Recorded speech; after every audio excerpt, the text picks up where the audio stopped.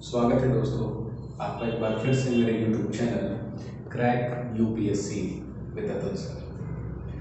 तो दोस्तों इससे पहले हमने 2015 मेंस का एमपीपीएससी मेंस का एक प्रश्न जो है उसको देखा था। शायद आपने आंसर राइटिंग भी की होगी। तो आज हम एमपीपीएससी मेंस का ही पेपर फर्स्ट का 2016 का एक महत्वपूर्ण प्रश्न लेंगे जो है कांग्रेस द्वारा देश विभाजन स्वीकृत करने के क्या प्रमुख कारण थे। तो ये जो क्वेश्चन है ये आप डील करेंगे 200 शब्दों में। पैटर्न चेंज हो चुका है तो उस हिसाब से आप 200 शब्दों में इसको डील करेंगे और ये काफी महत्वपूर्ण प्रश्न है और ये कई बार आ चुका है। 2016 में भी आया था ये प्रश्न, तो आज इसको हम डील करेंगे। तो इसकी पृष्ठभूमि हम देखेंगे। तो देखिए, कांग्रेस एक बहुत बड़ा संगठन था, ये आपको बहुत अच्छे से पता है। और कहीं ना कहीं जब हम इतिहास पढ़ते हैं तो हमारे मन में ये बात जरूर आती है कि आखिर कांग्रेस जब इतना बड़ा संगठन था तो उसने विभाजन को क्यों रोका, क्यों नहीं रोका। विभाजन को रोका जा सकता था, अखंड भारत बनाया जा सकता था।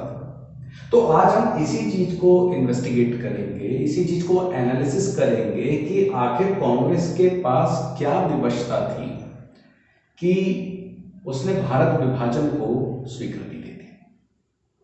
तो चलिए शुरू करते हैं। तो सबसे पहले जो इसकी प्रस्तावना है वो यही है। जब आप अपने आंसर में लिखेंगे तो प्रस्तावना में आप यही लिखेंगे कि कांग्रेस एक बहुत बड़ा संगठन था जिसने देश का प्रतिनिधित्व किया, देश के एक बहुत बड़े भाग का प्रतिनिधित्व किया, किंतु वह मुसलमानों के महत्वाकांक्षाओं को कहीं ना कहीं एक्सेप्ट नहीं कर पाया और उनको एक संतुष्टिकरण वाली स्थिति में नहीं पहुंचा पाया। पहली चीज। दूसरी चीज ये कि कांग्रेस ने कभी भी देश विभाजन के बारे में नहीं सोचा था। कांग्रेस नहीं चाहती थी कि देश का विभाजन हो। उसने मुस्लिम लीग को समय समय पर कई बार अपने साथ लाने का प्रयास किया, एक मंच पर लाने का प्रयास किया, किंतु ऐसा नहीं हो पाया। तो यहां पर इंट्रोडक्शन यही है कि कांग्रेस कभी नहीं चाहती थी कि विभाजन हो, किंतु स्थितियां ऐसी बनी कि जिनकी वजह से कुछ मुस्लिम लीग ने ऐसी परिस्थितियां उत्पन्न की, ब्रिटिश हुकूमत की तरफ से ऐसी परिस्थितियां उत्पन्न हुई कि जिनके कारण विभाजन को बल मिला और आखिरकार देश का विभाजन हुआ। तो हम आज कारण ही देखेंगे। तो इंट्रोडक्शन में आप इतनी चीजें लिख सकते हैं। अब दूसरी चीज जो हमारी सबसे इंपॉर्टेंट है, कांग्रेस द्वारा देश विभाजन स्वीकृति करने के क्या कारण थे, तो ये हम देखेंगे। तो इसमें सबसे पहला कारण था, यहां पर जो सबसे पहला कारण था वो था अंग्रेजों की कूटनीति।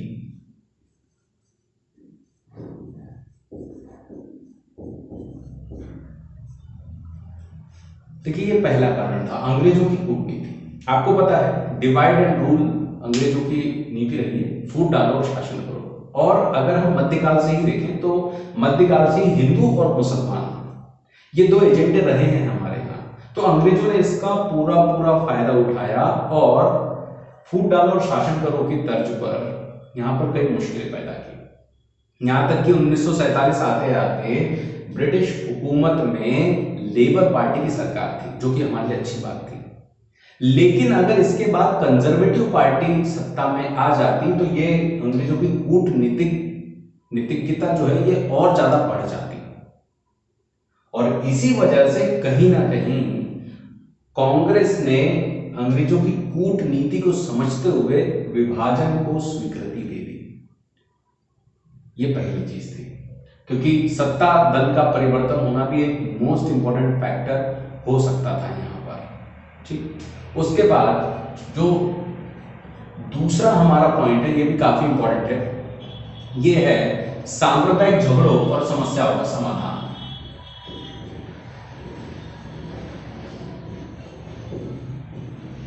सांप्रदायिक झगड़ों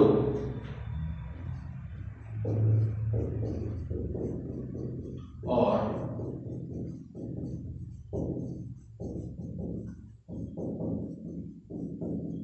समस्याओं का समाधान।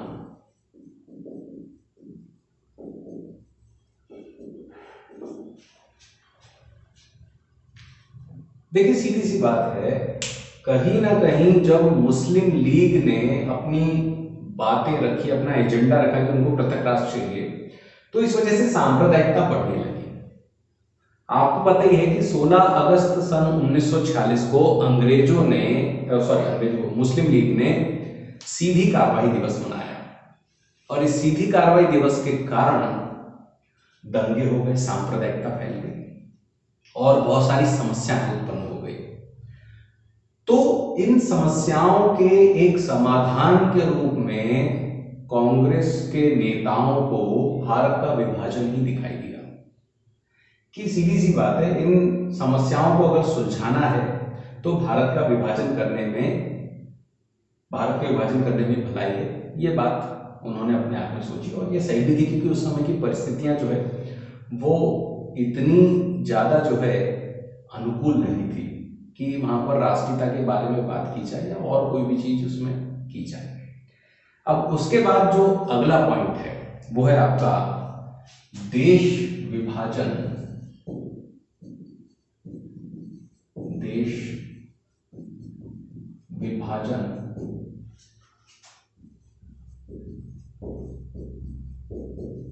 अविलंब स्वतंत्रता के रूप में। इसका मीनिंग मैं आपको बताता हूं। देखिए, अगर देश के विभाजन को उस समय स्वीकृति नहीं मिलती तो ये कुछ समय के लिए आगे बढ़ जाता, और जब ये कुछ समय के लिए आगे बढ़ता तो यहां पर कुछ रियासतें ऐसी थी जैसे भोपाल है, जूनागढ़ है, हैदराबाद है, त्रावणकोर है, बीकानेर है, इनको बहुत ज्यादा प्रोवोक किया जा रहा था, इनको उकसाया जा रहा था कि ये तो या तो पाकिस्तान में शामिल हो जाए या ये पृथक रहे। तो अगर विभाजन आगे बढ़ता तो शायद एक पाकिस्तान की जगह बहुत सारे पाकिस्तान हमारे सामने आ जाते, और इसी वजह से जो कांग्रेसी हैं, जो कांग्रेस नेता है, उन्होंने देश के विभाजन को यहां पर एक्सेप्ट कर लिया, उन्होंने विलंब नहीं किया यहां पर, क्योंकि आगे कैसी स्थिति होने वाली थी इसके लिए वो तैयार नहीं थे, और इसी वजह से उन्होंने यहां पर एक्सेप्ट किया, और कांग्रेस और मुस्लिम लीग के ने अपने अपने दो रास्ते चुन लिए। ठीक, अब नेक्स्ट जो है अगला अंतरिम सरकार की असफलता, अगला पॉइंट है आपका।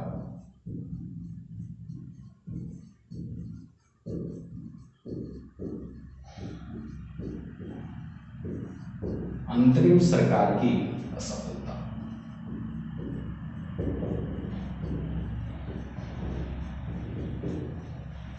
देखिए 1946 में अंतरिम सरकार बनी, आपको पता ही है कि 1946 में अंतरिम सरकार बनी, और अंतरिम सरकार बनी तो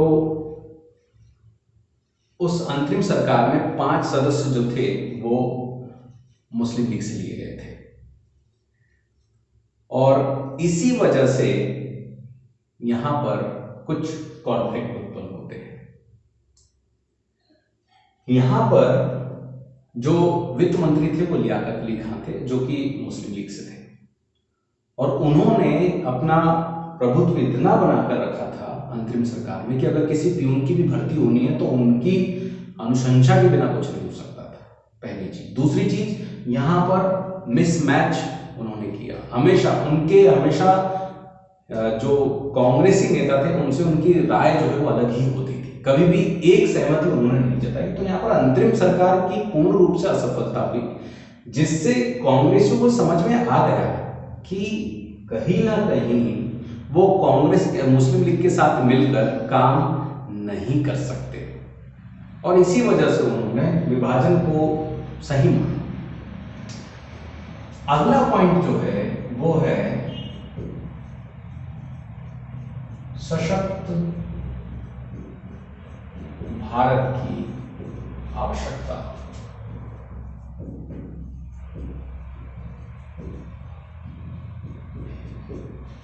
सशक्त भारत की आवश्यकता, ये एक अगला पॉइंट है। लेकिन यहां पर क्या है कि जो कांग्रेसी नेता थे उनको उनके मन में बात थी कि भारत को सशक्त बनाया जाए और इसको अखंड भारत भी बनाया जाए, ये भी उनके मन में बात थी। लेकिन जो मुस्लिम लीग है, मुस्लिम लीग के बिहेवियर से ऐसा निश्चित नहीं हो रहा था। तब उन्होंने जो है शेष भारत विभाजन करने के बाद शेष भारत को सशक्त बनाने के बारे में सोचा। वो समझ गए कि अगर मुस्लिम लीग को पाकिस्तान दे दिया जाता है तो शेष भारत को वो सशक्त बना सकते हैं और शायद फिर शेष भारत में सांप्रदायिकता या आपसी विवाद जैसी कोई समस्या न रहे, तो सशक्त भारत बनाने में आसानी होगी। और इसलिए उन्होंने विभाजन को स्वीकृत किया और इसके लिए वल्लभ भाई पटेल ने एक बात भी कही। उन्होंने कहा कि अगर शरीर का कोई अंग खराब हो जाए तो उसको काट के फेंक देना ही उचित होता है। ये बात उन्होंने कही थी सशक्त भारत के निर्माण में। और इसी वजह से कहीं ना कहीं कांग्रेसी नेता विभाजन की ओर बढ़े और विभाजन हुआ अंत में। अब नेक्स्ट जो है अगली चीज है, अगला पॉइंट, सत्ता सौंपने के संबंध में ब्रिटिश दृष्टिकोण।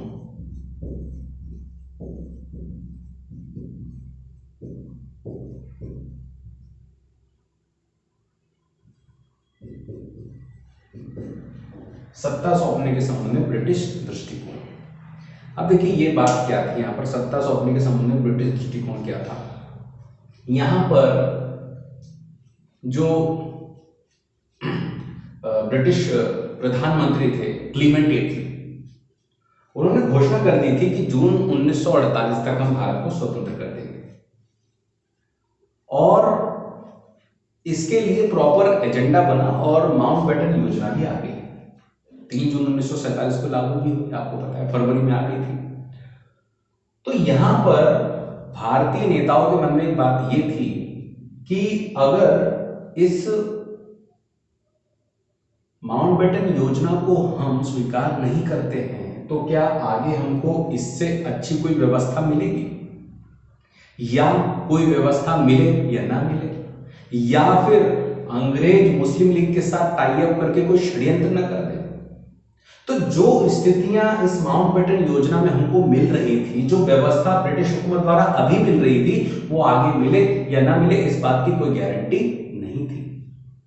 बस इसी वजह से जो कांग्रेस है उन्होंने इस समय की स्थिति को भांपते हुए जो ब्रिटिश दृष्टिकोण है माउंटबेटन योजना का, उसको एक्सेप्ट कर लिया फटाफट से और कांग्रेस विभाजन की ओर बढ़ी।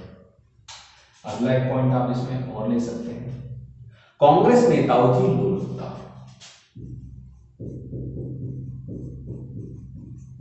कांग्रेस नेताओं की लोलुपता।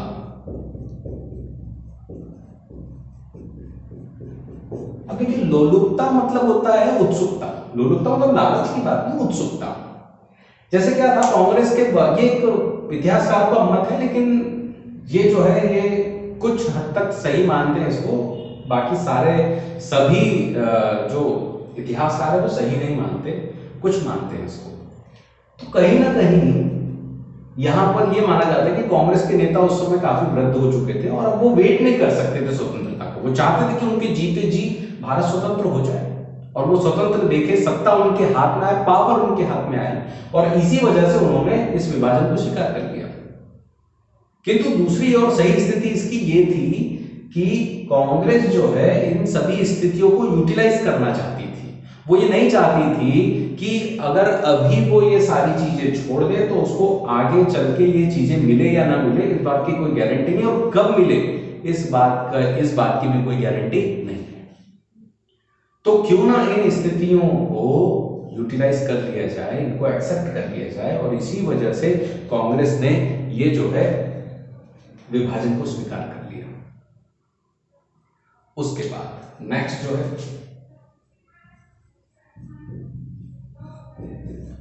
कांग्रेस की मुसलमानों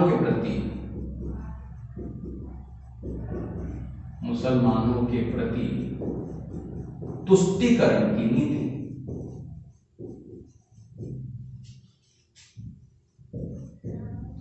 तुष्टीकरण की नीति। अब देखिए ये पॉइंट क्या है, शुरुआत से ही कांग्रेस ये चाहती थी कि मुस्लिम लीग उसके साथ काम करे, जिससे हम राष्ट्रीयता की ओर बढ़ें और हमको स्वतंत्रता शीघ्र मिल जाए। बस इसी वजह से कहीं ना कहीं कांग्रेस ने मुस्लिम लीग और स्पेशली मुसलमानों के लिए, यहाँ पर मुस्लिम लीग के लिए बहुत सारे स्टेप में उनका साथ भी दिया और कहीं ना कहीं उनकी कई बातों को नेगलेक्ट भी कर दिया। जैसे लखनऊ पैक्ट में उनको साथ में लिया, खिलाफत आंदोलन के समय खिलाफत के उद्देश्य को अपने साथ रखा, गांधी जी अखिल भारतीय खिलाफत कमेटी के अध्यक्ष भी बने, सपोर्ट किया उनको। और 1932 में जब सांप्रदायिक निर्णय हुआ तो कांग्रेस ने उसको पूर्ण रूप से एक्सेप्ट नहीं किया। यहां पर ये गलती की कांग्रेस ने। यहां पर इन तीनों चीजों में, लखनऊ पैक्ट और खिलाफत आंदोलन या खिलाफत जो कॉन्सेप्ट था वो, और सांप्रदायिक निर्णय, इसमें कांग्रेस की स्पष्ट नीति होनी चाहिए थी, जिनकी वजह से जिनके हिसाब से कांग्रेस का एक एजेंडा निकल कर गया था। लेकिन ये मुसलमानों को तुष्टीकरण देने के लिए, संतुष्ट करने के लिए जो कांग्रेस की नीति थी, उसकी सबसे बड़ी भूल थी। इससे मुसलमानों का मनोबल और बढ़ गया और वो अपनी मांगों पर अड़े रहे और कहीं ना कहीं विभाजन की स्थिति और ज्यादा मजबूत हो गई। अगला पॉइंट है जिन्ना की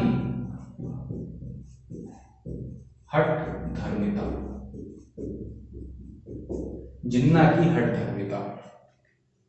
अब देखिए यहां पर गोलमेज सम्मेलन हो या विवेल योजना हो या राजगोपालाचारी फॉर्मूला हो, इन तीनों चीजों के लिए जिन्ना ने अपनी हठ धर्मिता दिखाई और ये तीनों असफल हो गए, क्योंकि कांग्रेस शुरू से ही ये मानते थे कि उनका जो विरोध है वो विरोध कर रहे हैं मुस्लिम लीग का, न कि जिन्ना का। और इसी वजह से वो हमेशा जिन्ना को अपनी ओर बात करने के लिए हमेशा उनसे प्रयास करते थे कि उनसे बात हो जाए और एक बीच का रास्ता निकले, क्योंकि जिन्ना का विरोध, वो जिन्ना के प्रति विरोधी नहीं थे, जिन्ना विरोधी नहीं थे, वो मुस्लिम लीग विरोधी थे। और इसी वजह से इस बात का फायदा जिन्ना ने उठाया और हमेशा अपनी जो 1940 में उन्होंने जो पाकिस्तान की मांग रखी थी उस पर वो अड़े रहे। और उसके बाद जो गोलमेज सम्मेलन हो या विवेल योजना रही या फिर जो राजगोपालाचारी फॉर्मूला रहा, वो सब चीजें उन्होंने अपने एक एस्पेक्ट से देखी। उन्होंने कांग्रेस के लिए कुछ नहीं सोचा, ना कांग्रेस के साथ सहयोग की भावना के बारे में कुछ सोचा, और इस वजह से कांग्रेस के पास और कोई रास्ता भी नहीं बचा। उसके बाद जो आखिरी चीज है वो है अंग्रेज अधिकारियों का षड्यंत्र। अंग्रेज अधिकारियों का षड्यंत्र ये भी एक महत्वपूर्ण फैक्टर रहा है। जैसे जब विभाजन की पृष्ठभूमि तैयार हुई तब यहां पर जो कुछ विषय थे जैसे रक्षा, पुलिस, रेलवे और भी जो महत्वपूर्ण पद थे वो धीरे धीरे मुसलमानों को दिए जाने लगे ब्रिटिश हुकूमत द्वारा, ताकि मुसलमानों का मनोबल और ज्यादा बढ़े और वो धीरे धीरे सशक्त हों और अपनी बातों पर अड़े रहे। और इसी समय यहाँ पर जो तत्कालीन वॉइसराय थे लॉर्ड माउंटबेटन, उनके संवैधानिक परामर्शदाता वीपी मेनन ने वल्लभ भाई पटेल को भी यही कहा था कि वो सांप्रदायिकता और आपसी झगड़ों को समाप्त करके विभाजन की ओर बढ़ जाए, वो देश को सांप्रदायिकता के झगड़ों में न उलझने दें, बजाय वो देश का विभाजन करके एक ओर निकल जाए। तो कहीं ना कहीं अंग्रेज अधिकारियों का षड्यंत्र यहां पर बहुत काम किया और कांग्रेस के पास कोई भी दूसरा विकल्प नहीं बचने दिया। तो ये जो है ये कुछ चीजें थी, इन चीजों ने, इन फैक्टर्स ने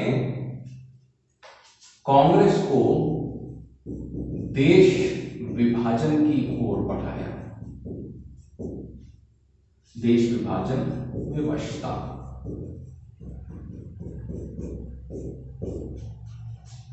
देश विभाजन विवशता है ना, इन सब चीजों ने देश विभाजन व्यवस्था को बल दिया। आप इसको ऐसा लिख सकते हैं, देश विभाजन व्यवस्था को बल।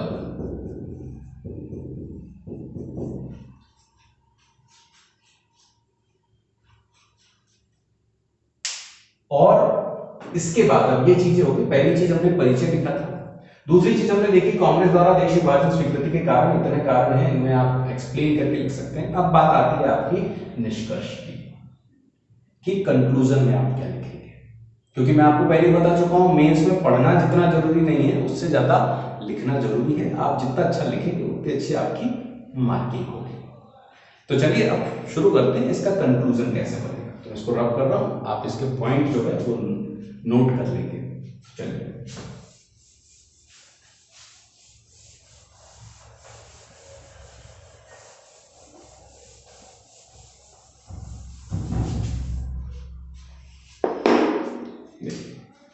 जो कंक्लूजन है, जो निष्कर्ष है, मैं आपको पहले बता चुका हूं कि मुस्लिम जो कांग्रेस है, कांग्रेस ने कभी भी भारत विभाजन की ओर बल नहीं दिया।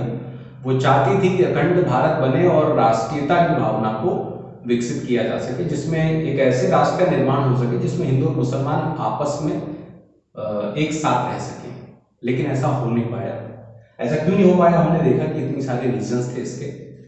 अब इसमें निष्कर्ष क्या निकलता है, इसमें कुछ पॉइंट आपको याद रखने हैं कि क्यों आखिर ये नहीं हो पाया, आखिर क्यों। तो पहला इसमें रीजन ये है, पहला रीजन ये था कि मुसलमानों द्वारा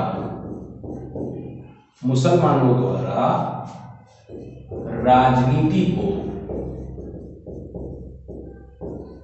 मुसलमानों द्वारा राजनीति को धार्मिक दृष्टि से देखना, धार्मिक दृष्टि से देखना। अब देखिए यहां पर मुसलमानों ने हमेशा राजनीति को धार्मिक दृष्टि से देखा, उनका एस्पेक्ट हमेशा जो है वो रिलीजियस था। और इस वजह से क्या हुआ कि वो बहुत भेदभाव करने लगे। वो हमेशा उन्हीं लोगों के साथ घुलते मिलते थे जिनके धार्मिक विचार उनसे मिलते थे। तो उन्होंने अपने विचारों का एकमत रहना धार्मिक दृष्टि के आधार पर किया, न कि राजनीतिक दृष्टि से। धार्मिक रूप से अगर कोई व्यक्ति समान है तो वो हमारे जैसा है, अगर वो धार्मिक रूप से समान नहीं है तो वो हमारे जैसा नहीं है। और इसी वजह से विभाजन की स्वीकृति को बल मिला, ये कंक्लूजन में आप लिखेंगे। दूसरा,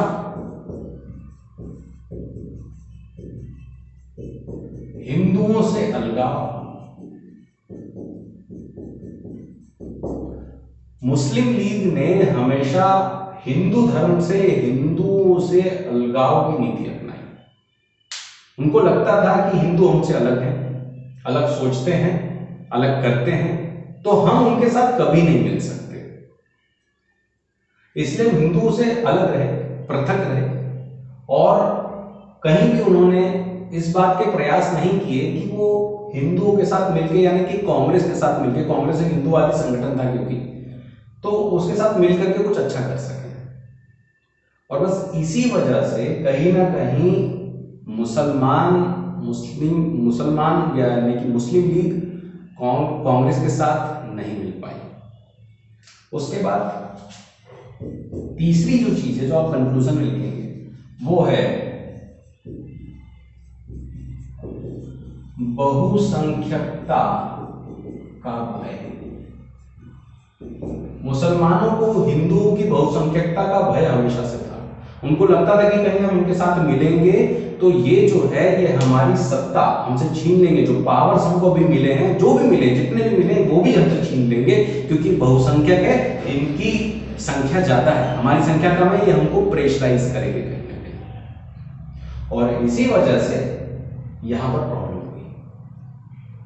तो ये तीसरा पॉइंट है, और आप इसको फिनिश करेंगे, ये सारी चीजें आप लिखेंगे कंक्लूजन में। और इसके बाद हम ये बताएंगे कि यहां पर जो है गांधी जी भी इस विभाजन के सबसे प्रबल विरोधी रहे और उन्होंने इस पूरे घटनाक्रम को, विभाजन को, एक महान आध्यात्मिक दुर्घटना कहा है। यह आप जरूर लिखेंगे कि गांधी जी ने इसको महान आध्यात्मिक दुर्घटना कहा और विवशता थी कि कांग्रेस ने देश विभाजन को स्वीकृत किया, अन्यथा कांग्रेस ने आखिर तक प्रयास किए कि वह विभाजन को न होने दे।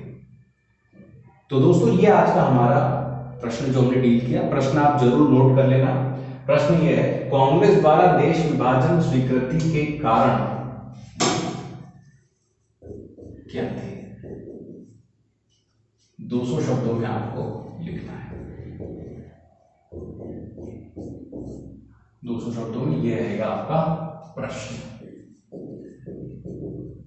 यह आपका प्रश्न है, ठीक। तो आप इसको जो है डील करेंगे, इस प्रश्न को। यह आपका प्रश्न है, आप इसका उत्तर लिख के देखेंगे और लिंक में डिस्क्रिप्शन में अपना व्हाट्सएप नंबर दे दूंगा, आप चाहें तो मुझे आंसर लिख करके दे सकते हैं और मुझे कमेंट करके जरूर बताएं आप कि आप और कौन कौन से टॉपिक पढ़ना चाहते हैं। देखिए मैं अभी फर्स्ट पेपर लिया है मैंने, और फर्स्ट पेपर के पीटी सीट के जो क्वेश्चन है वो हम डील कर रहे हैं, स्पेशली अभी हिस्ट्री के कर रहे हैं, फिर ज्योग्राफी के करेंगे, फिर कुछ और चीजें करेंगे। तो सीक्वेंस से हम चल रहे हैं। तो अगर आपको मेरा वीडियो पसंद आ रहा है, मेरे कॉन्सेप्ट आपको अच्छे लग रहे हैं, तो आप मेरे वीडियो को जरूर, मेरे चैनल को जरूर सब्सक्राइब करें, मेरे वीडियो को ज़्यादा से ज़्यादा शेयर करें ताकि ज़्यादा से ज़्यादा लोग इसका फायदा उठा सकें। और मुझे कमेंट जरूर करके बताएं आप कि आप और कौन सा टॉपिक चाहते हैं। आप जो टॉपिक बोलेंगे मैं उस टॉपिक पर वीडियो बना दूंगा। और पूरा वीडियो देखने के बाद आप जो है इस पर उत्तर लिखने का जरूर प्रयास करें। उत्तर जब लिखे, मैं आपको बार बार बोल रहा हूँ, बिना उत्तर लिखे मतलब नहीं रहेगा मेंस का, तो जरूर लिखें और इस क्वेश्चन को डील जरूर करें। 2016 का क्वेश्चन है ये, एमपीपीएससी